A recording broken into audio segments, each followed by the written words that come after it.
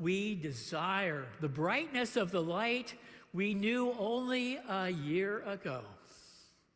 Today, these are dimmer times for people whose gender identity does not perfectly conform to what was put on their birth certificate. This current administration in Washington, D.C. is doing everything they can to try to unwind all of the progress we've made in gender research and understanding in the development of assistive technology for medical technology. That progress permits those who do not fit into the birth-assigned male or female binary to seek a transition. Unitarian Universalism strongly supports people living the truth they know from the inside, not from the outside. Many have joined us because they couldn't believe what was proclaimed as truth from the pulpit or from the bema. They couldn't repeat creeds on Sunday morning. They couldn't believe. Their hearts guided them away from authoritarian, cruel approaches to religion and towards an open, non-dogmatic approach. An approach with the freedom to respond to what the heart says, centered in love, peace, and mercy, with justice and equity for all. Core to Unitarian Universalism is faith in the light, in the guidance that comes from the inside of us. It trusts that inner guidance as a check against abusive control by external authority. While we can be deceived inwardly too, and must guard against that, we have faith that inner guidance is ultimately reliable because its source is our inherent worth and dignity, the indwelling light of all that is holy. Some here call that universal spirit the divine available to us all. It is this inward knowing that we honor and trust when considering gender identity. We do not start with the idea that we are all sinful and in the thrall of Satan. That is the theology that motivates the current administration to declare that there are only two genders, male and female. It only recognizes one biblical truth interpreted to support the fundamentalist Christian white supremacist status quo. Unitarian Universalism rejects limiting religious guidance and health care to decisions from a single source. Gender and reproductive health care for Unitarian Universalists is a religious issue. An attempt to regulate them by the state violates our religious values and freedom to practice them. We must be ready to stand against those regulations, to fight them in court, to protect the healthcare professionals who offer those services, and to work for legislation to protect our values and our freedoms. Let me also recognize there are challenges for us to wrestle with too. The concerns about youth making gender decisions that will have irreversible consequences for the rest of their lives require deep consideration. This is one of the benefits of slowing down the process of sexual maturation with puberty blockers, to allow that discernment to happen. Is this the right decision for their lives? This field is so new that so much research is still needed to better understand how to help the youth get to the best outcome. The youth are at the center. They are at the center of this process, not ancient biblical text. We want what's best for them. And without a doubt, for many, that means a medically assisted transition process. In that process, inner knowing and inner guidance is a critical component. But the current administration completely rejects inner knowing and inner guidance. They wish to impose their truth on our youth who are questioning their gender identity. They are threatening medical professionals trained in compassionate care and support with consequences if they offer it. Rather than supporting those professionals, they are silencing them. Since 2021, 25 states have enacted blanket bans on gender-affirming care for transgender youth. This has disrupted health care for over 100,000 transgender youth, with devastating impacts on them and their families. Travel to states like, thankfully, New York to receive care, and lack of coverage for medical costs is causing enormous suffering. The mental effects are terrible for everyone. Human Rights Watch quoted an 18-year-old trans woman whose care was interrupted by a state ban, who said, "I want lawmakers to know they are ruining people's lives." And not just the people seeking care and their families. Healthcare providers offering gender-affirming care have become targets of harassment and violence. Since 2022, clinics and hospitals have reported bomb threats, arson attempts, and coordinated harassment campaigns. Providers have reported receiving death threats, having their personal information exposed online, and being forced to implement costly security measures. There are many stories to tell about the harm being done right now. But the worst harm is the media-stoked hatred against people who are seeking inner peace through outer gender alignment. Do we hate on women who enhance or reduce their breasts to experience better gender alignment? Do we hate on men who work out in the gym to create hyper-masculine physique with rippling muscles and six-pack abs? No, we don't.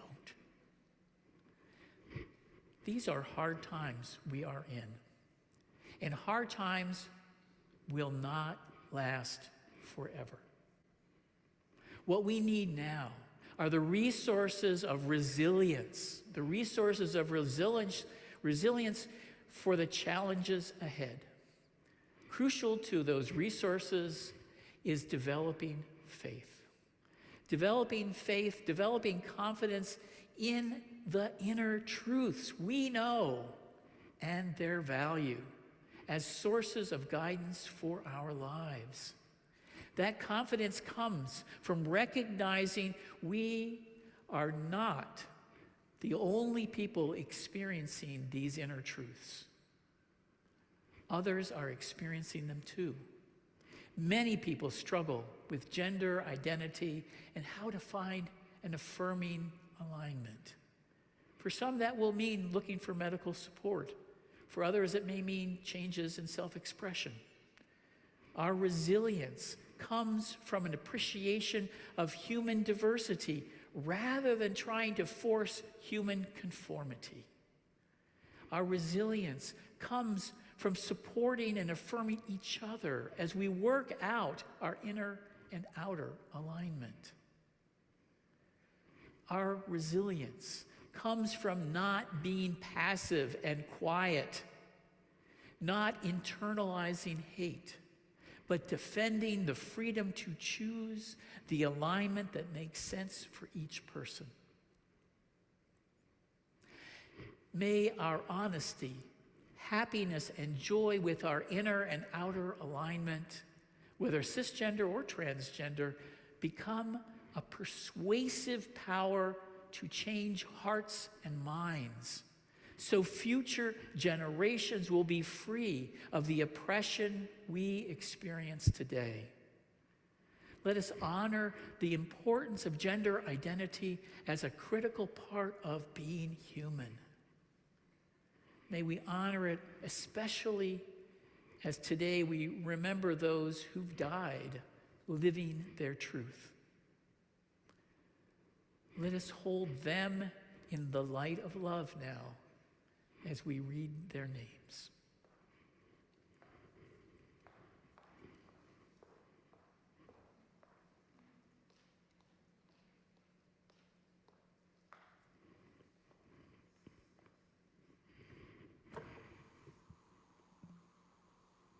This is a small set of almost 350 recorded people worldwide from October 2024.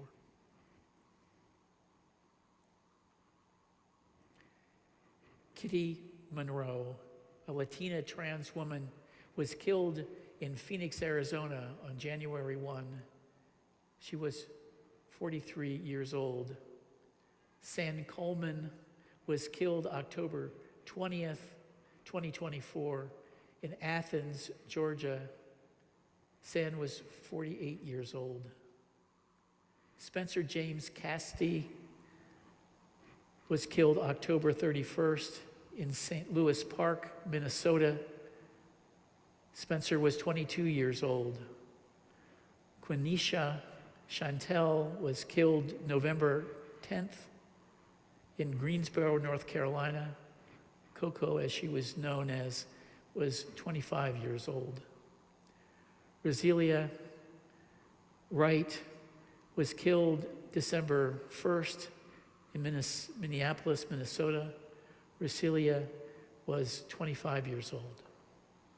Cam Thompson was killed December 16th in Tuscaloosa, Alabama. Cam was 18 years old.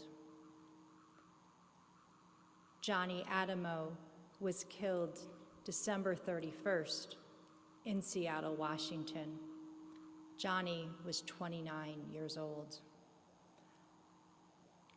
Aubrey Dameron was killed January 31st, 2025 in Ottawa County, Oklahoma. Aubrey was 25 years old.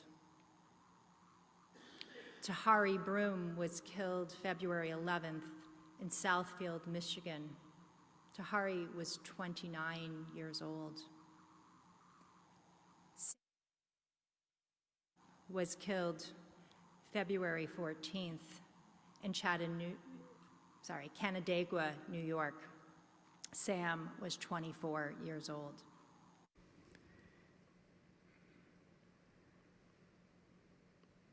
Irviana Johnson was killed February 16th in Tabor City, North Carolina. Irviana was 25 years old. Amory Dior was killed February 21st in Milwaukee, Wisconsin. Amory was 23 years old. Linda Beccaria Moran was killed February 27th in Los Angeles, California. Linda was 30 years old. Kaitoria Cynthia Bangs was killed March 31st in Augustville, Alabama. Kai was 31 years old. Kelsey Alem was killed April 24th in St. Louis, Missouri. Kelsey was 25 years old. Boris Dupree was killed May 17th in Memphis, Tennessee. Chyprius was 32 years old. Cameron Wells was killed May 24th in Detroit, Michigan. Cameron was 25 years old. Jonathan Joss was killed June 1st in San Antonio, Texas. Jonathan was 59 years old. Jack Scarton was killed June 6th in Lakewood, Colorado. Jax was 34 years old. Laura Sheckler was killed June 7th in Cincinnati, Ohio. Laura was 47 years old. J.J. Godbey was killed June 19th in Canton, Ohio. J.J. was 26 years old.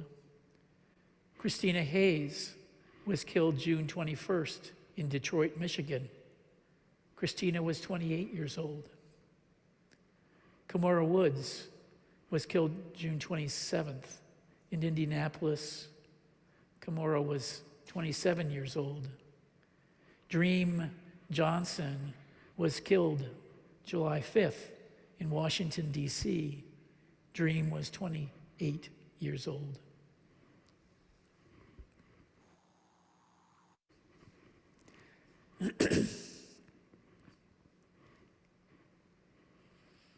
Rosa Machuria was killed August 11th in Austin, Texas. Rosa was 24 years old.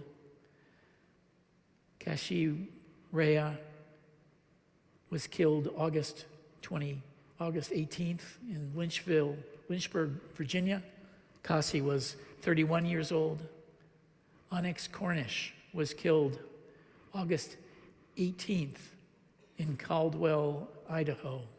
Onyx was 18 years old. Tiara Love Tori Jackson was killed September 26th in Charlotte, North Carolina. Taria was 37 years old. Trans lives matter. Say and honor their names.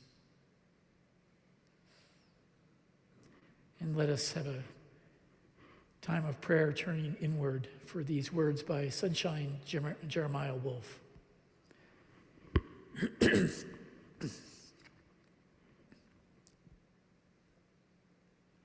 On this Transgender Day of Remembrance and Resilience, we remember those who have been murdered for being who they are, those who face violence on a daily basis, those who have lost loved ones, and those who worry for loved ones. May we come to a time when we cease to shame children around gender roles and expression, where we allow for freedom and exploration of identity and expression, and to a world that operates from love, especially when things are difficult and confusing. May all of us who live with the threat of violence find support, strength, community, hope, and safety from violence. So be it.